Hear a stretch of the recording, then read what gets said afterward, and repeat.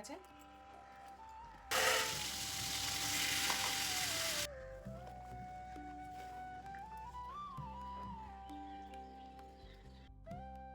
Hello বন্ধুরা, তোমাদের সকলকে জানাই সুপ্রভাত।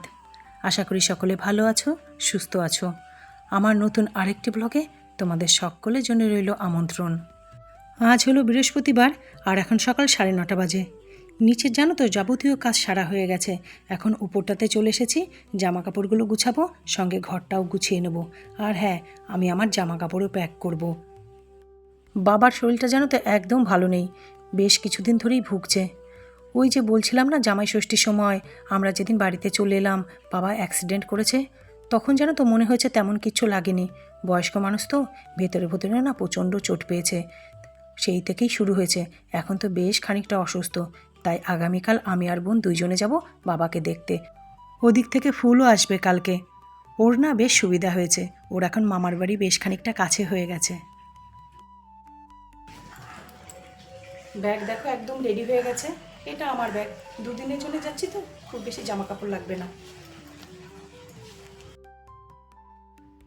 জামা কাপড়ের ব্যাগটা গুছিয়ে আমি উপরে বিছানাগুলো পরিষ্কার করে নিচ্ছি, ঝেড়ে নিচ্ছি। কারণ আজ তো বৃহস্পতিবার, চুমকি দিনা বৃহস্পতিবারে ওপরটা মোছে, তো ও তো একটু পরে কাজে চলে আসবে। ও আসার আগে পুরো ওপরটা পরিষ্কার করে নিচ্ছি।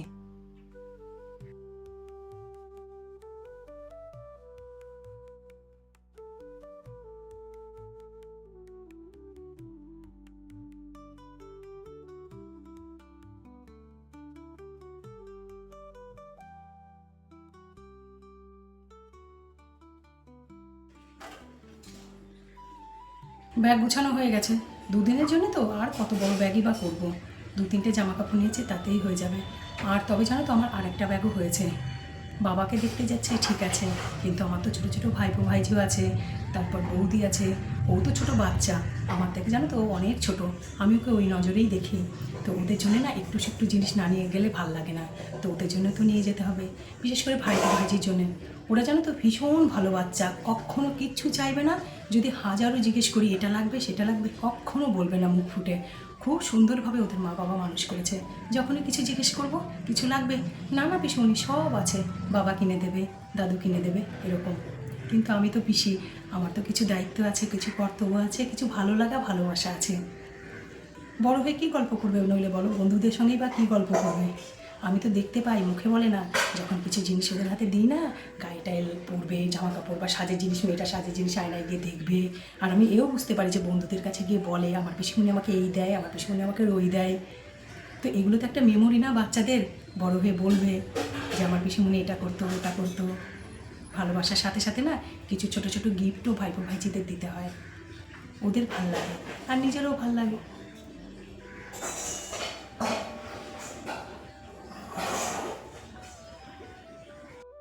ওপর থেকে কাজ করে নেবে একটু দইয়ের শরবত খেয়ে নিলাম। আমি তো তোমাদেরকে আগে অনেকবারই বলেছি যে এই গরমের সময় যখন আসে, তখন আমার ঠোঁট, গলা, জিভ সকল কিছু শুকাতে থাকে, বুকটা শুকাতে থাকে। আমাকে মাঝে মাঝে একটু শরবত খেতে হয়, সেটা নুন চিনিরই হোক বা দইয়ের ঘোল হোক, যাই হোক, ঠান্ডা জাতীয় তরল পদার্থ আমাকে খেতেই হয়। আজকে এইখানকার দোকানটা বসেনি? হ্যাঁ আছে, ওই দিকে বসেছে। চুমকি দিয়ে কাজ করে যাওয়ার পর আমি একটু বাজারে চলে এসেছি। এই যে আমাদের সামনে দুয়ারে বাজারে আলু, পেঁয়াজ, রসুন সকল কিছু জানো তো বাড়ন্ত হয়েছে, ওটাই নিতে এসেছি। আর একটু সবজি নেব, আর সবজির মধ্যে একটু বাঁধাকপি নিতে হবে জানো তো। বর বলেছে আজকে একটু বাঁধাকপি নিয়ে আসো, তারপর বাঁধাকপিটা রান্না করো। এই গরমে কী যে বাঁধাকপি খাই বুঝি না। মাঝে মাঝেই জানো তো বাঁধাকপির কথা বলে ওঠে।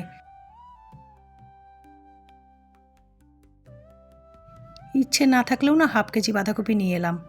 মুখে ফুটে মানুষটা খেতে চেয়েছে, না আনি কী করে বলো?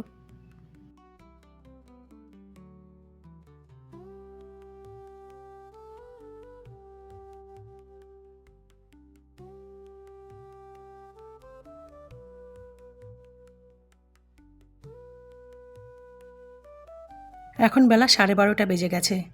স্নান পুজো সকল কিছু হয়ে গেছে। আমি চলে এসেছি রান্নাঘরে রান্না করতে। ভাত বসিয়ে দিলাম, তারপর দেখো ডাল বসাচ্ছি। আজ বর শুধু বাঁধাকপি খেতে চাইনি, তিতার ডালও খেতে চেয়েছে জানো তো, তাই জন্য মুগ ডাল সিদ্ধ বসালাম। এই কারণেই বাজার থেকে উচ্ছেও নিয়ে এসেছিলাম। তবে জানো তো বাজারে গিয়ে বেগুনও খোঁজ করেছি, বেলা হয়ে গেছিলো তো যেতে, তাই জন্যে না বেগুন বিক্রি হয়ে গেছে। আর আমার তিতার ডালের সাথে জানো তো বেগুন ভাজা সব থেকে ভাল লাগে, আর অন্য কোনো ভাজা ভাল লাগে না যতটা ভালো লাগে বেগুন ভাজা। কিন্তু কি করব, পাইনি, বেলা হয়ে গেছিল বাজারে যেতে।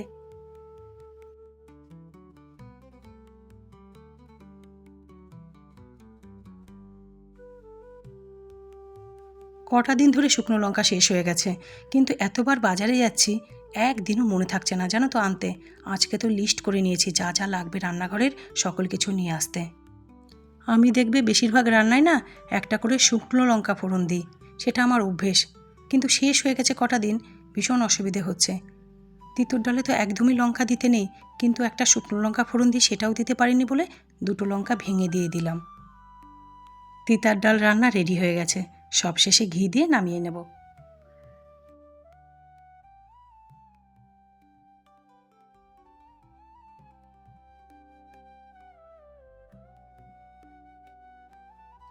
আজকে না আবারও আর মাছ রান্না করছি। তার একটা কারণ হলো, এক তো অন্য কোনো মাছ ফ্রিজে নেই, আর যদি আবার এই মাছগুলো রেখে দিই না ফ্রিজে, দুদিন পর এসে যখন মাছগুলো বানাবো তখন বর যেন তো মুখেও দেবে না। আর সত্যি কথা বলতে গেলে কি বলো তো, খুব বেশি দিন মাছ ফ্রিজে থাকলে দেখবে ভালোও লাগে না। তাই জন্য যে কটা আছে আজকে কাটা টাটা দিয়ে সকল কিছু রান্না করে নিচ্ছে।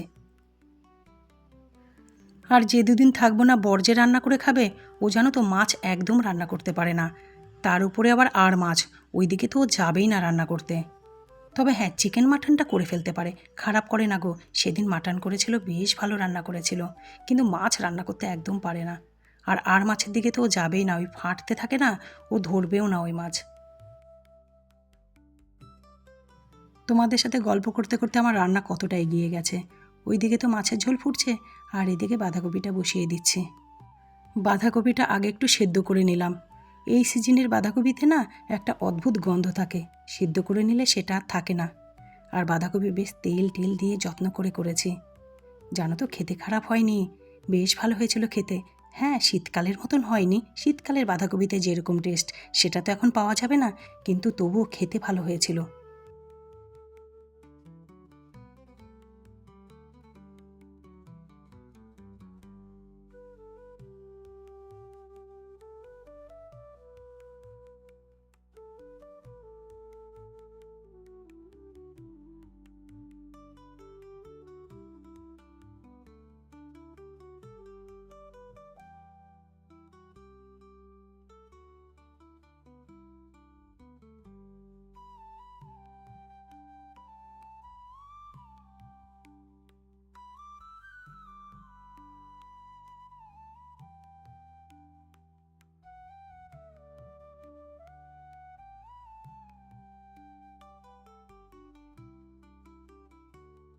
রান্না আমার কমপ্লিট।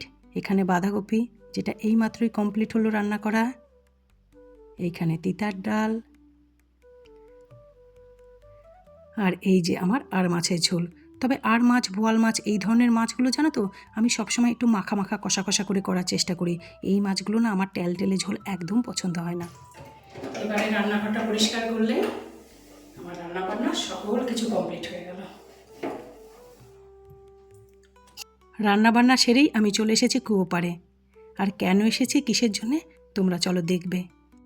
যদিও তোমরা ব্লগে দেখে নিয়েছো, দেখলেই বুঝতে পারবে আমি কিসের জন্য এক্ষুনি কুয়ো পাড়ে চলে এসেছি। এই কাজগুলোতে যেন তো আমার কোনো আলস্য হয় না, আমার ভীষণ ভাল লাগে এই ধরনের যে কোনো কাজ, মানে ঘরের ছোট ছোট ছোট ছোট কাজ করতে আমার ভীষণ ভাল লাগে। টবের মধ্যে দেখো ভালো করে তেল মাখিয়ে নিচ্ছি। আগের ব্লগে তো তোমরা দেখেইছো, তবু আজকে ভালো করে দেখিয়ে দিলাম। তারপর সিমেন্ট বালি দেখো মেশাচ্ছি। এই সিমেন্ট বালি মিশ্রণটা জানো তো এখানেই মেন ব্যাপার। এটা যদি গন্ডগোল হয় তাহলে টব ঝুরঝুর করে ভেঙে বেরিয়ে আসবে, গোটাটা বেরোবে না। এটাই একটু বুঝে করতে হয়, না হলে দেখতে তো পাচ্ছ ভীষণ সোজা, তোমরা সকলেই পারবে এটা করতে, এমন কিচ্ছু ব্যাপার না। একটু শুধু এই মিশ্রণটা ঠিকঠাকভাবে করতে হয়। আর এখানে কি হলো দেখো, হাতে প্লাস্টিক বেঁধে করছিলাম, প্লাস্টিকটা খুলে গেল। কি বলো তো, একটু কিছু না বেঁধে নিলে না হাতটা খারাপ হয়ে যায়, কিন্তু কি করবো, এখন প্লাস্টিক খুলে গেছে। আর আমার তো এই মুহূর্তে গ্লাভস নেই, তবে গ্লাভস নেই বললে ভুল হবে, ছিল জানো তো, যখন শাশুড়ি মায়ের কাজকর্ম করতাম ওনার তো বাথরুমের কাজকর্ম সকল কিছু আমাকে করতে হতো, তখন না গ্লাভস এক জোড়া করে হলে রাখতেই হতো একটা সেট করে। কিন্তু এখন কি হয়েছে, উনি যাবার পর না আমি ওগুলো সকল কিছু ফেলে দিয়েছি। এবার মনে হচ্ছে আমাকে আরেকটা সেট এনে রাখতে হবে এই ধরনের কাজগুলো করার জন্যে। ভাড়া দিয়ে টব তৈরি হওয়ার জন্য দেখো খুব সুন্দরভাবে ছাঁচের মতো করে বসিয়ে রাখলাম। এখন এটা এইভাবেই থাকুক, দুদিন পর বার করতে হবে এবারে টবটা, কারণ থাকবো না দুদিন, এখন তার বার করতে পারবো না। দুপুরের পর এখন বিকেল 5:30 বাজে। সকল কাজকর্ম সেরে নিজের মতন করে সময় কাটাচ্ছি, নিজের সাথে, গাছেদের সাথে। আর আমি আমার আজকের ব্লগ সেই সাথে সাথে এখানেই শেষ করছি। আবার তোমাদের সকলের সঙ্গে দেখা হবে আগামীতে নতুন একটি ফ্রেশ ব্লগের সঙ্গে। ততক্ষণ তোমরা সকলে ভালো থেকো, সুস্থ থেকো।